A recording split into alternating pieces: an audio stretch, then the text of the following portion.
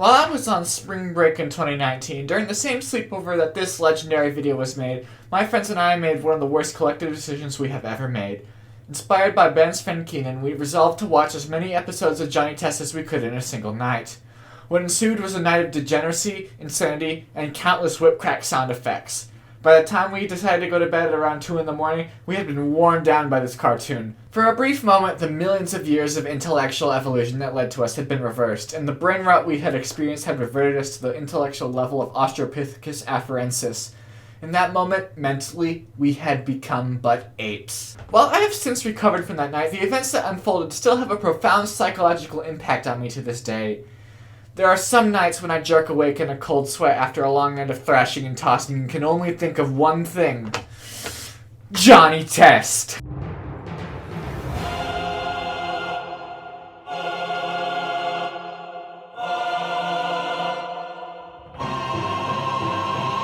I bet I'm going to stomp all over some people's nostalgia with this video. A lot of people I know have held this show in relatively high regard. It seems like every Gen Z kid watched this show at some point. I know I did. And I even remember quite liking it a bit when it originally aired on Cartoon Network. But going back and rewatching it when I was older, it's clear things don't really hold up. Gen Z grew up with some great cartoons. I have a lot of nostalgia for shows like Phineas and Ferb, Adventure Time, Regular Show, the original Teen Titans, the Powerpuff Girls, and Dexter's Laboratory, among others. And upon rewatching those shows, I feel like they have all held up incredibly well and managed not only to be appealing to both their target demographic of children, but also to older viewers, such as parents who may be watching along with their kids. Johnny Test isn't one of those. This show is fucking garbage. And whenever I express my critical opinions about it, I am more often than not met with immediate pushback. Now, originally, it was my intent to make this video a full, earnest retrospective where I would critically analyze and deconstruct the show. But when I started watching the show, I came to realize that I just couldn't do it without compromising my own sanity. The show was actually that bad, and it wasn't until I got Teleparty all set up and hopped into a Discord call with my sibling that I realized how big of a mistake even considering making this video was. Because I had already rewatched most of the show while I was still in high school, I already knew my general feelings about the show. And so I decided to rewatch only a select handful of episodes in order to jog my memory. In total, I ended up watching 6 total episodes. The pilot episode, Johnny Does Center of the Earth, and Johnny X in Season 1, Johnny's Pet Day, Fat Johnny, and Johnny Test in Black and White in Season 2, and Johnny on the Clock from Season 6. I chose these 6 episodes because they seem to be a representative sampling showing how the show came to change over the course of its 6-season run. I also didn't want to watch any more of this show than I needed to. The decline in quality across this show's run is absolutely remarkable. Yes, while generally speaking, long-running series tend to see decline in quality in their later seasons, but Johnny Test is unlike anything else I have ever seen when it comes to that. Johnny Test was created by Scott Fellows, who at the time was mainly known for Ned's Declassified School Survival Guide, a show I have never watched because its run ended just before my 3rd birthday, and I wasn't part of the target demographic at the time, unfortunately. Johnny Test's first season was produced in the United States by Warner Brothers Animation, but from the 2nd season onward it would be produced by Cookie Jar Entertainment in Canada, a company that during the time this show was running had absolutely no scandals whatsoever. Nope. None at all. And certainly not one that would lead to the criminal indictments of its co-founder and CFO, leading to both of them serving time in prison. No, that would just be silly. Once the show changed hands from Warner Brothers to Cookie Jar, there was an immediate and drastic drop in quality. The first season was traditionally animated, and it looks a hell of a lot better than the cheapo flash shit they ended up doing for the rest of the series. I can only describe what I'm seeing as, oh my god, it looks so bad! The premise of the show is pretty compelling for an animated children's show. Johnny Test is a screw-up slacker-type character whose best friend is a talking dog named Dookie. The boy's best friend is a talking dog! Funniest shit I've ever seen! But Johnny has 2 genius twin older sisters, Mary and Susan, who for the life of me I cannot tell who is who, and who always end up making weird inventions that get Johnny in all sorts of trouble. Supporting characters include Johnny's pathetic stay-at-home father Hugh, his workaholic mother Lila. You see, the reversal of these typical gender roles is played for laughs rather than earnestly breaking the mold and defying gender roles for the sake of accurate representation. Like, dude, the dad is the one staying at home and doing all the cooking and cleaning. How ridiculous is that? And he makes awful meatloaf because men can't cook. That's a woman's job. I'm making a meatloaf. There's also a weird love dynamic. Mary and Susan are both absolutely crazy for the airhead skater douche next door. Gil Nextdoor. Yeah, that's his name. And he is so oblivious he hardly even acknowledges their existence. And then you have the primary antagonist of the series, Bling Bling Boy, an asshole rich kid with unlimited money and a lust for Susan Test. The pilot actually does a pretty decent job of establishing the characters in the world. I was honestly surprised by how competent this episode actually was. Was it the best thing I have ever watched? No, not at all, but it showed me that the show had decent potential should they put the effort and heart into making it a good show. They did not do that though. The basic gist of this episode is that Johnny's hometown of Pork Belly is under attack by an empire of mole people, and they have been stealing people's valuable possessions, including Johnny's father's new camera, which he was using to make a video with his dog, but he wasn't allowed to use. So in order to retrieve the camera before his dad loses his shit, he takes a digging machine built by his sister to the center of the earth where he's captured by the king of the moles. However, we all know that moles have an allergy to bright light, so Johnny blinds them all with the flash of his dad's camera. He's able to return just in time for dinner, but his dad made meatloaf, and ew, icky, gross meatloaf. I made a meatloaf! My reaction when I finished this episode was, holy shit, this is like an actual show! Yeah, it wasn't the best, but this was the pilot episode. Pilot episodes are always rough around the edges. They're meant to sell a studio on the concept more than anything else. And if I were a studio executive at Warner Brothers watching Scott Fellows pitch this episode to me, I probably would have given it the green light too. It had a great deal of potential, an entertaining show for kids with a fun premise that could allow for so many wacky episode plots with Johnny's sister's inventions. The next episode was where I realized that the series was not going to live up to that potential though. Johnny X is the second episode of the series. Mary and Susan, still crazy over Gil, make a gum that'll make him fall in love with them. What the fuck? That is weird and creepy. If the genders were reversed and it was two guys giving gum to a girl to make her fall in love with them, it would be an entirely different story. Men actually doing this shit is why we tell women to keep an eye on their drinks when they're at a bar. But of course, this is played for laughs because there's no way that men can be victims of sexual assault too. This is a fucking kids show! I felt like I needed to go on that tangent because I felt so icky about watching it in the episode. They did something similar in the last episode with the weird salt concoction that would make them into the spitting image of human sexiness in order to get Gil to notice them. But at the very least then, they were planning to use it on themselves and not on an unconsenting party without their knowledge. They did test it out on Johnny though, and it led to him being turned into a hypersexualized woman, which I found a little bit weird. Remember, Johnny is 11! But Mary and Susan's plan backfires because instead of making their next door neighbor, who is clearly not interested in them, fall madly in love with them, it turns him into a giant ape. Oopsie. So they gotta give Johnny and Dookie superpowers in order to clean up the mess that they made. I'm beginning to think that the sisters are the true main antagonists of the series.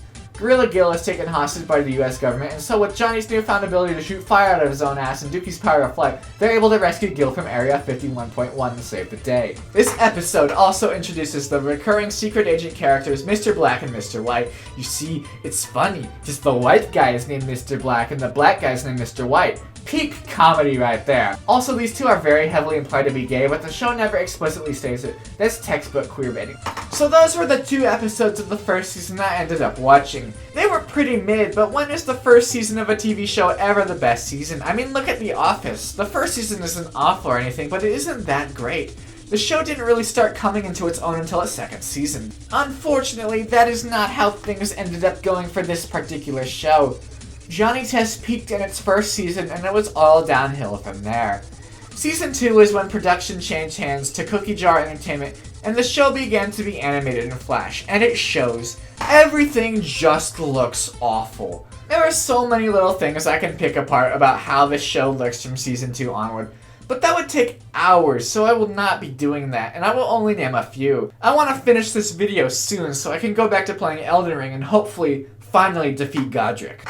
Okay, so the animation just looks stilted and unnatural. The line weight and how the characters are drawn is inconsistent.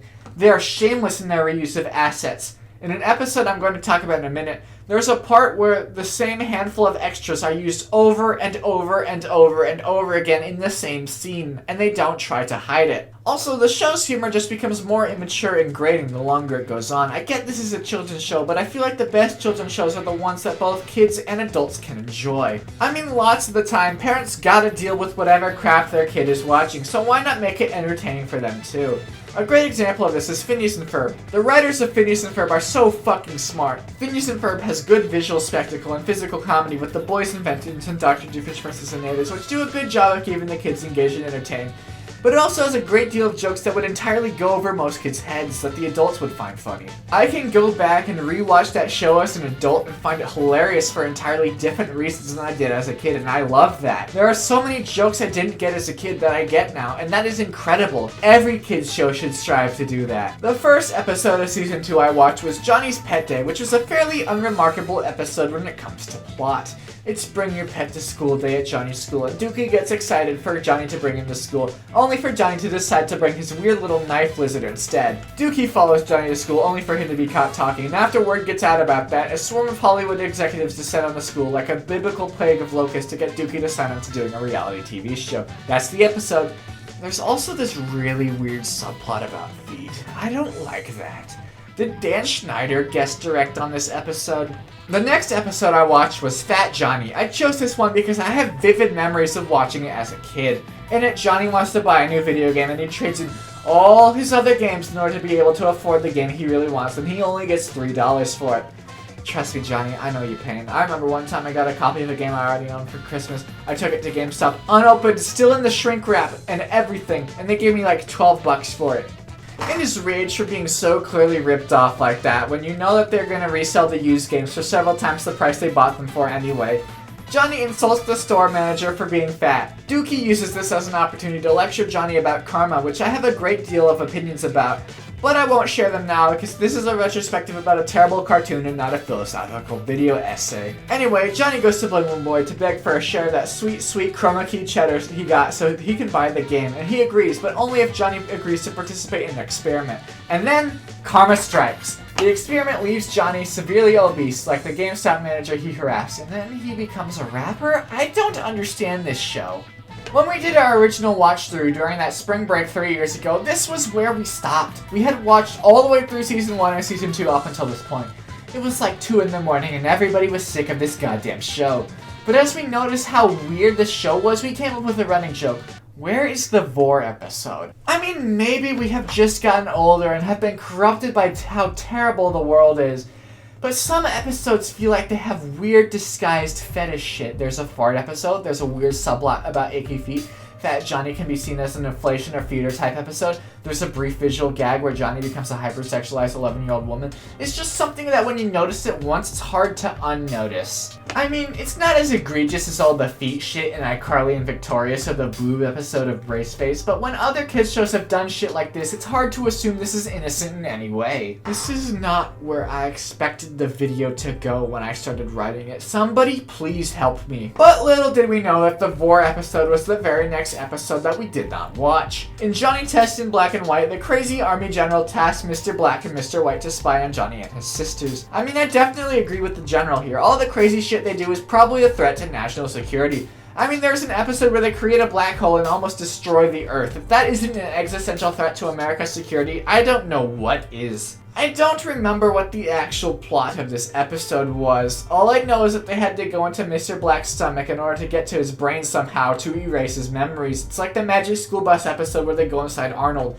But instead of educating children on the inner workings of the human body, this time it's just weird. They also go inside the general, I think. I don't know anymore. This show is just too much for me to handle. This show is weird. It is paradoxically the most predictable show I have ever watched and the most unpredictable show I have ever watched. Predictable in the sense that within a minute or two of the episode starting, you know how things are gonna go, but unpredictable in the sense that I will look away for like 10 seconds and then when I look back, I will have no idea what the hell is happening anymore. The last episode I watched was season 6, episode 1, Johnny on the Clock. The premise is that Johnny has a stopwatch that allows him to pause time and tomfoolery ensues until he ends up breaking the stopwatch and getting time stuck. But honestly, at this point, I was just broken down.